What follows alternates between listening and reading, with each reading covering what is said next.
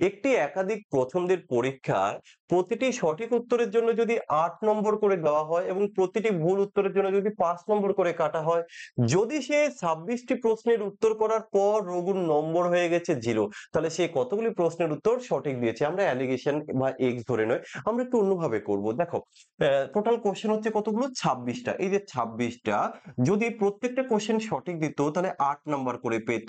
তাহলে কত নাম্বার হয় তার? দেখো ৬ টা ৪৮ এর ৮, হাতে আছে ৪, ৮ দুগুণে ১৬ হচ্ছে ২০, ২০৮ নাম্বার পাওয়ার কথা ছিল।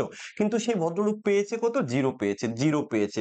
তাহলে সে কত কম পেয়েছে? তুমি বলেছো ২০৮ নাম্বারে কিন্তু সে কম পেয়েছে। কেন? কারণ সে ভুল করেছে। এবার একেকটা ভুল হলে তো ৫ নাম্বার করে তো কাটা, মাইনাস, তার সাথে, সাথে সে এই ৮ নাম্বারও পেল না। একটা কোশ্চেনের জন্য কিন্তু তার ৮ আর ৫ ১৩ নাম্বার করে কাটা গেল। তাহলে এখানে আমরা দেখব এই যে সে কম পেয়েছে, তাই না? কম।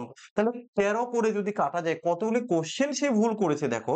১৩ কে ১৩, তাহলে কত? ৬ ১৩ ৭৮। এই এতটি কোশ্চেন সে ভুল করেছে। মোট কোশ্চেন কত? মোট কোশ্চেন ২৬ টি। তাহলে সঠিক কত করেছে? ১৬ মাইনাস করে দাও। তাহলে থাকলো কত? ১০ টি। তাহলে এই যে অপশন ১০। আশা রাখি সবাই বুঝতে পেরেছ?